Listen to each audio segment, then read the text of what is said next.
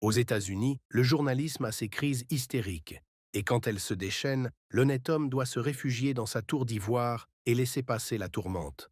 Il y a quelque temps, lorsqu'on inventa l'expression de maquilleur de la nature, je m'empressais pour mon compte de grimper à ma tour d'ivoire et de n'en plus bouger. Je me trouvais alors à Hawaï. Un journaliste d'Honolulu m'arracha l'aveu que je me félicitais de ne faire autorité en aucune matière. Cette déclaration fut aussitôt câblée en Amérique à la presse associée. Là-dessus, les journaux américains m'accusèrent de faire ma publicité par câble à raison d'1 $ le mot. L'orage s'étant apaisé, raisonnons ensemble. Je suis coupable d'avoir publié 2 histoires de bêtes, 2 livres sur les chiens Aggie. En réalité, ces 2 romans étaient une protestation contre le procédé qui consiste à humaniser les animaux et dont il me semblait que certains écrivains avaient trop abusé. À maintes reprises, j'ai écrit à propos de mes héros chiens. Ils ne réfléchissent pas à leurs actes, ils se bornent à les exécuter, etc. J'ai employé souvent cette phrase, ce qui retardait l'action et contrariait mes règles artistiques. Je le faisais pour mieux faire comprendre à mes lecteurs que mes personnages n'étaient pas dirigés par des raisonnements abstraits, mais par l'instinct, la sensation, l'émotion et le raisonnement simple. De plus, je m'efforçais d'accorder mes écrits avec les principes de l'évolution et en conformité avec les données scientifiques. Et un beau jour, je me vis classé parmi les maquilleurs de la nature. Le président Roosevelt, dans un article de revue, prétendait en effet me condamner sur 2 chefs d'accusation. 1. J'avais fait rosser un chien-loup par un vigoureux bulldog. 2. J'avais permis à un lynx de tuer un chien-loup dans une bataille rangée. En ce qui concerne le second point, le président s'est trompé dans ses notes prises au cours de la lecture de mon livre. Il doit l'avoir parcouru trop hâtivement, car dans le texte, mon chien-loup a raison du lynx. Et non seulement il le tue, mais il le mange. Reste le premier point pour me convaincre d'erreur, et je n'y suis pas accusé de m'écarter de faits admis. Il s'agit d'une simple divergence d'opinion. Le président ne croit pas qu'un bulldog puisse battre un chien-loup. Je pense le contraire. Voilà tout. Les courses de chevaux reposent sur des différences d'appréciation.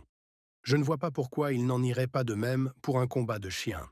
Mais ce qui me surprend, c'est qu'une divergence d'opinion concernant la combativité d'un chien-loup et d'un bulldog fasse de moi un maquilleur de la nature et du président Roosevelt un savant incontestable et triomphant. Puis M. John Burroughs vint confirmer les jugements du président. Ces 2 hommes abondent dans le même sens. Que Roosevelt ne puisse se tromper est l'avis de Burroughs, que Burroughs ait toujours raison est celui de Roosevelt. Tous 2 affirment d'un commun accord que les animaux ne raisonnent pas. Ils soutiennent que tous les animaux inférieurs à l'homme sont des automates et accomplissent seulement 2 sortes d'actes, mécaniques et réflexes, dans lesquels n'intervient aucun raisonnement. Pour eux, l'homme est le seul animal capable de raisonner. Cette affirmation, qui n'a rien de moderne, fait sourire le savant du XXe siècle. Elle appartient au Moyen Âge. Les 2 alliés, en la mettant en avant, se montrent homocentriques au même titre que les pédants des époques lointaines et ignorantes. Si la rotondité de la Terre n'avait été démontrée qu'après la naissance du président Roosevelt et celle de John Burroughs, ceux-ci fussent aussi bien demeurés géocentriques dans leur théorie de l'univers. Ils n'auraient pu changer de croyance. Telle est la structure de leur cerveau. Ils parlent le jargon de l'évolution alors qu'ils ne comprennent pas plus son essence et sa portée qu'un indigène des mers du Sud ne comprend le principe de la radioactivité. Allons, le président Roosevelt n'est qu'un amateur. Il connaît sans doute quelque chose à la politique et à la chasse au gros gibier. Il est peut-être capable d'abattre un daim à l'occasion et ensuite de le mensurer et de le peser. Il peut, à la rigueur, observer, avec conscience et exactitude, les actes et gestes des mésanges et des bécasses, puis, après étude approfondie, rédiger un rapport important et définitif traitant de la manière dont le premier écureuil, en telle année, sous tel degré de longitude et de latitude, s'est réveillé au printemps et s'est mis à jacasser et à gambader, mais qu'il lui soit possible, comme observateur isolé, d'analyser toute vie animale, de synthétiser et d'assimiler tout ce que l'on sait des méthodes et des buts de l'évolution. Avaler cela exigerait de votre part et de la mienne une naïveté autrement considérable qu'il ne nous en faudrait pour ajouter foi au mensonge le plus formidable lancé par un véritable maquilleur de la nature. Non, le président Roosevelt n'entend rien à l'évolution et il ne semble même pas s'être beaucoup donné la peine de la comprendre. Reste John Burroughs, qui se proclame évolutionniste accompli. Il est pénible pour un homme jeune de s'attaquer à un vieillard. Les jeunes sont d'ordinaire plus réservés en ces questions, tandis que les vieillards, se targuant d'une sagesse que l'on associe souvent à tort avec le grand âge, se montrent agressifs. Dans le cas qui nous occupe, le vieillard fut l'agresseur et moi, le jeune, j'observais longtemps le silence. Mais tout a une fin. Tout d'abord, essayons, par des extraits de ses écrits, de déterminer la position prise par M. Burroughs. Pourquoi attribuer de la raison à un animal quand la théorie de l'instinct suffit pour expliquer son comportement? Rappelons-nous ces mots, nous aurons à nous y reporter. De nombreuses personnes semblent avoir acquis la conviction que les animaux raisonnent. Mais l'instinct suffit aux animaux. Ils se tirent fort bien d'affaire sans raisonner. Darwin s'est efforcé de se persuader qu'en certaines circonstances, les animaux témoignent d'un raisonnement rudimentaire. Mais Darwin était meilleur naturaliste que psychologue. Cette dernière citation équivaut, de la part de M. Burroughs, à refuser nettement aux animaux, même un raisonnement rudimentaire, et à affirmer, d'accord avec la première citation, que l'instinct peut expliquer tous les actes des animaux qu'un observateur maladroit ou étourdi attribuerait au raisonnement. Après avoir détaché ce succulent morceau, M. Burroughs se met en devoir, avec une calme et admirable satisfaction, de le mastiquer de la manière suivante. Il rapporte quantité d'exemples d'actes purement instinctifs chez des animaux et demande triomphalement si ce sont là des actes de raison. Il nous parle d'un rouge-gorge qui, jour après jour, se battait contre son image reflétée dans une vitre. D'oiseaux de l'Amérique du Sud, coupable de percer de part en part un mur de torchis, qu'il prenait pour un talus d'argile solide. D'un castor qui coupa un arbre à 4 hauteurs différentes parce qu'il se trouvait retenu à la cime par les branches des arbres voisins. D'une vache qui léchait la peau de son veau empaillé avec tant d'affection qu'elle finit par la crever, alors elle se mit à manger le foin dont elle était bourrée. Il cite un phoebé qui rend plus apparent son nid sous un porche en s'évertuant à le dissimuler avec de la mousse, à l'instar de ceux qui nichent dans les rochers. Puis, un pic qui perce en plusieurs endroits les volets d'une maison inoccupée, cherchant en vain une épaisseur de bois suffisante pour y forer son nid. Il nous donne encore l'exemple des marmottes migratrices de Norvège qui plongent dans la mer et s'y noient en grand nombre parce que leur instinct les pousse à traverser à la nage les lacs et les cours d'eau lors de leurs exodes. Après avoir exposé quelques autres cas du même genre, il demande, tout fier, où en est maintenant le raisonnement chez les animaux inférieurs. Aucun collégien n'oserait argumenter avec une telle mauvaise foi. Non, non, Monsieur Burroughs, vous ne sauriez prouver que les animaux sont dénués de raisonnement en démontrant qu'ils possèdent des instincts. Les actes que M. Burroughs présente comme provoqués par l'instinct le sont certainement. En employant la même logique, on pourrait attribuer à l'instinct une foule d'actions humaines et en conclure que l'homme est un animal privé de raisonnement. Pourtant, l'homme accomplit des actes des deux genres. Entre lui et les animaux inférieurs, M. Burroughs découvre un abîme. L'homme agit sous l'impulsion de sa propre volonté, l'animal n'est qu'un automate. Le rouge-gorge se bat contre son image dans la vitre parce que tel est son instinct et que, incapable de raisonner sur les lois physiques, il prend son reflet pour une réalité. L'animal est un mécanisme qui fonctionne suivant des règles préalablement établies. Il possède la faculté de répondre par réflexe aux mobiles éternels. Ces réflexes ont été acquis par l'espèce à la suite de son adaptation à son milieu. M. Burroughs prétend impossible que l'animal s'adapte de manière efficace à des circonstances qui lui sont étrangères et pour lesquelles son hérédité n'a pas prévu une solution automatique. Ce serait un acte non instinctif et, selon M. Burroughs, l'animal n'est mu que par l'instinct. Tout enfant, je possédais un chien du nom de Rollo. D'après les théories de M. Burroughs, Rollo était un automate répondant mécaniquement aux influences extérieures, ainsi que l'y poussaient ses instincts. Maintenant, comme chacun sait, l'acquisition d'une habitude instinctive chez les animaux est très lente. Il n'existe aucun cas connu de l'apparition d'un seul instinct chez nos animaux familiers dans toute l'histoire de leur domestication. Les instincts qu'ils possèdent, ils les ont acquis au cours des milliers d'années d'existence à l'état sauvage. Par conséquent, tous les actes de Rollo consistaient en réflexes provoqués mécaniquement par les instincts développés et acquis par son espèce des milliers d'années auparavant. Fort bien. Il est donc évident que, dans nos jeux, il devait agir suivant la manière ancienne, s'adaptant aux facteurs physiques et moraux de son entourage, suivant les procédés d'adaptation acquis dans la vie sauvage et transmis par l'hérédité. En général, nos ébats étaient plutôt violents. Nous nous poursuivions à tour de rôle. Il mordillait mes jambes, mes bras, mes mains, assez fort parfois pour me faire crier. De mon côté, je le roulais par terre, lui faisais faire la culbute et le traînais assez brutalement. Nous introduisions quelques variétés dans nos exercices. Il m'arrivait de m'asseoir par terre et de faire semblant de pleurer. Plein de repentir et d'inquiétude, il agitait la queue et me léchait le visage. Alors, je lui riais au nez. Il détestait cela, et aussitôt s'élançait sur moi joyeux, mais les crocs menaçants et les jeux recommençaient. Je marquai un point. Alors lui-même inventa un tour à sa façon. Un jour que je le poursuivais dans le bûcher, je le trouvai dans un coin en train de bouder. Pourtant, il affectionnait ce jeu et ne s'en lassait jamais. Mais cette fois-là, il me trompa. Je me figurais que j'avais de manière quelconque offusqué ses sentiments, et m'agenouillant près de lui, je me mis à le caresser en lui adressant des mots amicaux. Aussitôt, il se dressa d'un bond, me renversa sur le sol et partit comme un fou autour de la cour. À lui de marquer un point, cette fois. Au bout de quelque temps, nous arrivâmes à rivaliser de ruse. Je raisonnais mes actes, bien entendu, tandis que le chien n'obéissait qu'à l'instinct. Un jour qu'il feignait encore de bouder dans son coin, je me plantai sur le seuil du bûcher et, simulant le plaisir sur mon visage, dans mes paroles et mes intonations, je fis le simulacre de saluer un de mes compagnons de classe. Immédiatement, Rollo, changeant d'attitude, se précipita dehors à sa rencontre et ne vit personne. À son tour d'être ridicule, il s'en rendit compte et je le lui fis bien sentir. Je le bernai de cette façon à 2 ou 3 reprises, puis il ne se laissa plus prendre. Un jour, je tentai une variante. Regardant tout à coup dans le jardin, je fis comme si mes yeux suivaient une personne en marche et je dis posément, du ton d'un enfant dressé à éconduire les encaisseurs, « Non, papa n'est pas à la maison. » Comme une flèche, Rollo jaillit de la porte et descendit l'allée, cherchant vainement le visiteur à qui je m'étais adressé.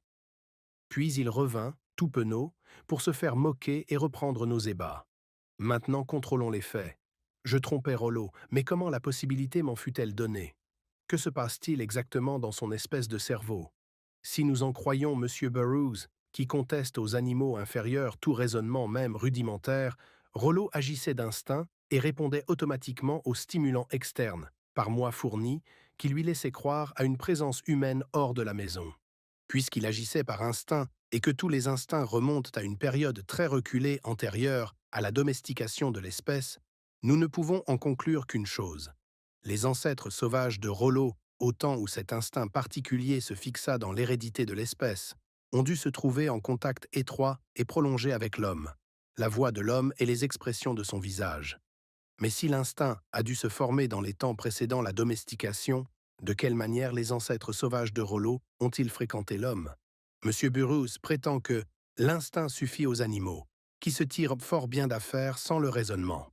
Mais je maintiens, et tous les malheureux maquilleurs de la nature partageront mon avis, que Rollo raisonnait. À son arrivée au monde, il représentait un paquet d'instincts et une pincée de matière cérébrale, le tout renfermé dans une carcasse faite d'os, de chair et de toison. En même temps qu'il s'adaptait à son ambiance, il acquérait des éléments d'expérience. Il apprit, entre autres, qu'il ne fallait pas courir après le chat, tordre le cou au poulet, ni se pendre après les jupes des fillettes. Il sut que les petits garçons ont des compagnons de jeu, que des gens pénètrent dans les cours de derrière, que l'animal humain est enclin à saluer, par des paroles ou des expressions de visage, ceux de sa race qu'il rencontre, qu'un garçon accueille son camarade d'une certaine façon. Tout cela il l'apprit et ne l'oublia plus. Autant d'observations de sa part, autant de problèmes, si vous voulez bien. Alors que se passa-t-il derrière ses yeux bruns, dans cette pincée de matière cérébrale quand, me tournant brusquement vers la porte, je m'adressais à une personne imaginaire? Instantanément, parmi les milliers d'observations emmagasinées dans son cerveau, se présentèrent celles qui étaient associées avec cette situation particulière. Ensuite, il établit un rapprochement entre ces observations, ce qui détermina, comme en conviendra tout psychologue, une réaction des cellules de sa matière grise. Du fait que son maître se tournait brusquement vers la porte, du fait que la voix de son maître, l'expression de son visage et toute son attitude exprimaient la surprise et le plaisir, Rollo conclut à la présence d'un ami. Il établit un rapprochement entre certaines observations et cet acte constitue un raisonnement rudimentaire, d'accord, mais quand même un acte de raison. Certes, il fut berné, mais nous ne sommes guère qualifiés pour tirer vanité de ce résultat. Combien de fois chacun d'entre nous n'a-t-il pas été attrapé de manière exactement semblable par quelqu'un qui se détournait et interpellait tout à coup un personnage fictif?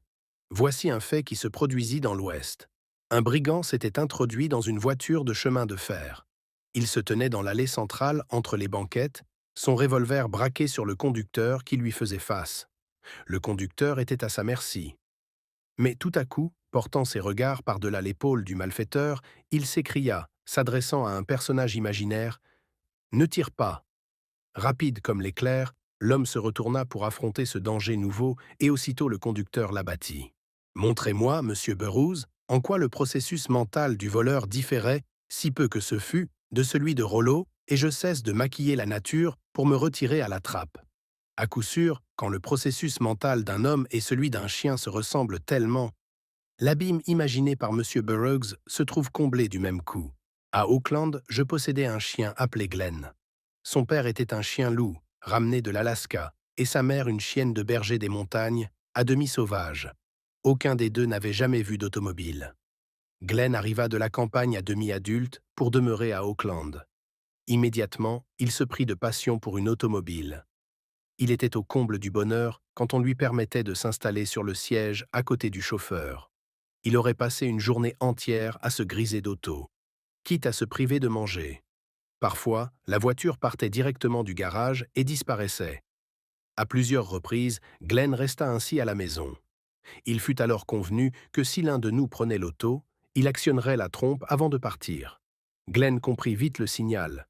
Où qu'il se trouvât et quoi qu'il fît, lorsqu'il l'entendait, il s'élançait vers le garage et sautait sur le siège avant.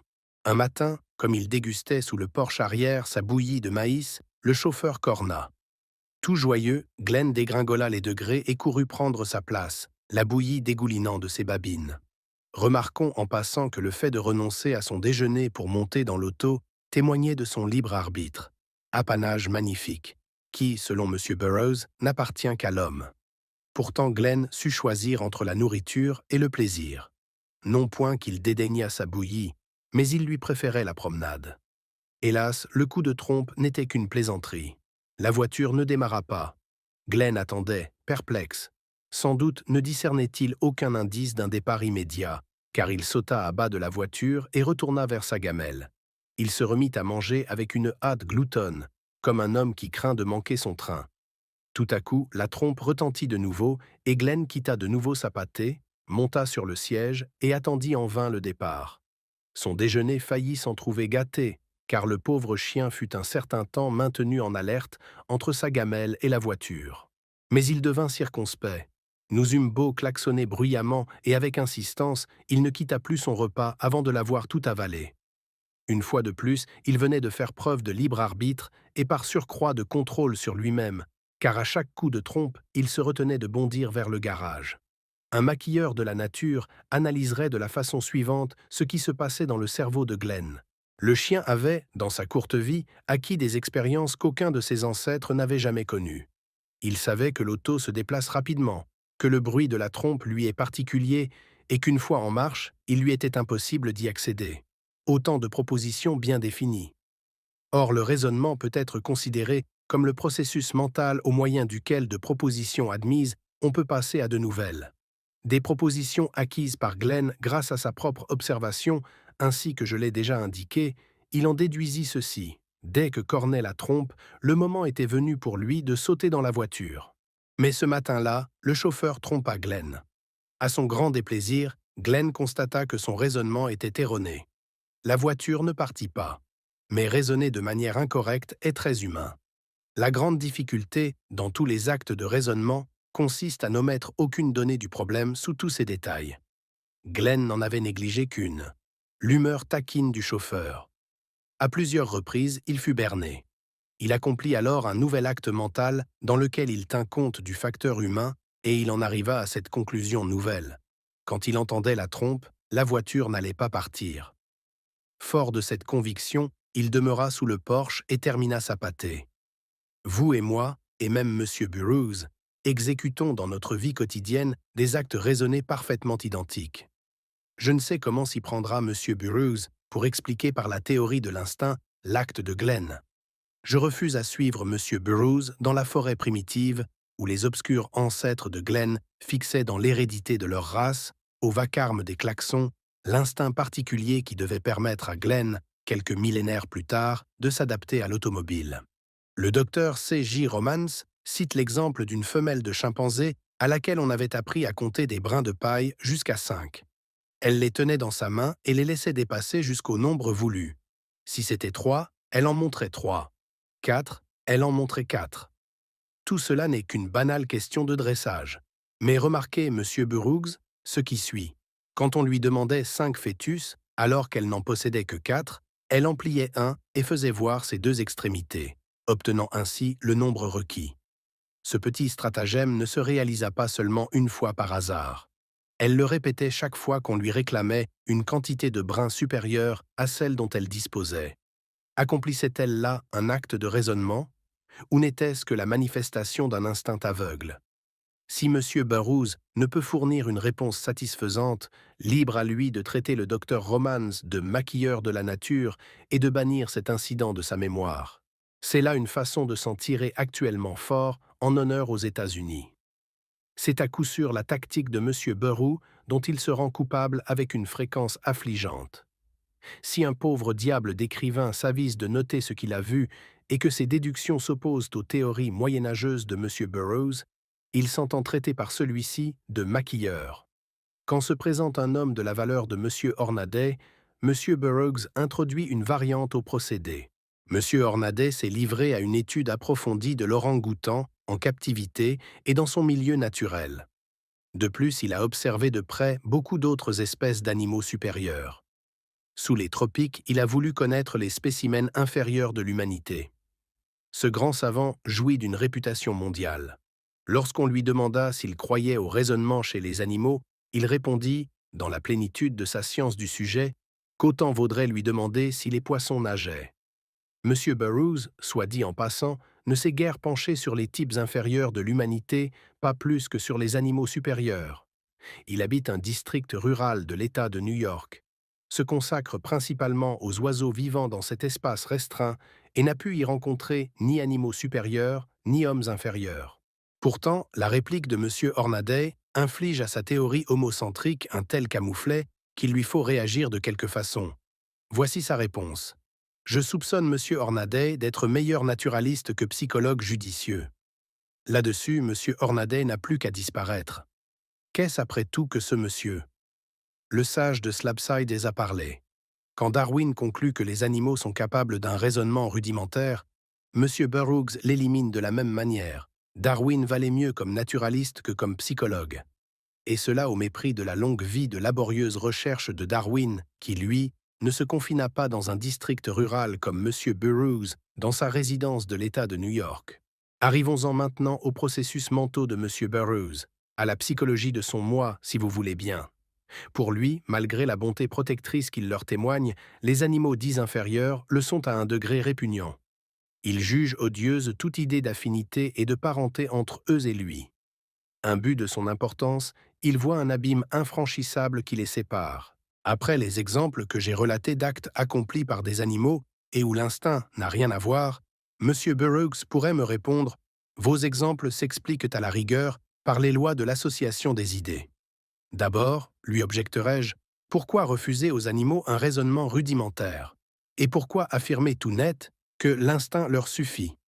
Alors, bien à contre-cœur et plein de modestie vu ma jeunesse, je me permets d'insinuer que vous ne connaissez pas exactement la valeur de ces mots. Les simples lois de l'association des idées. Les définitions doivent s'accorder non avec les individus, mais avec la vie. M. Burroughs part de ce principe qu'une définition est quelque chose d'absolu et d'immuable. Il oublie que l'univers entier est à l'état changeant et que par suite, les définitions sont arbitraires et éphémères, qu'elles fixent, pour un espace de temps fugitif, des choses qui n'existaient pas dans le passé et ne seront pas dans l'avenir. On ne peut régler la vie sur des définitions, ni élaborer des définitions permettant de régler la vie. M. Burroughs ne fait qu'effleurer l'évolution de la raison. Il la définit sans tenir compte de son histoire. La raison humaine, telle que nous la connaissons de nos jours, n'a pas été créée, elle s'est formée. Son origine remonte au limon primitif. Elle commence au premier atome inorganique qui a reçu la vie, se continue par les échelons de son ascension de la boue à l'homme.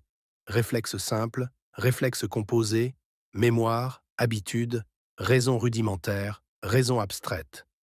Au cours de ce perfectionnement, grâce à la sélection naturelle, se développa l'instinct. L'habitude est une création de l'individu.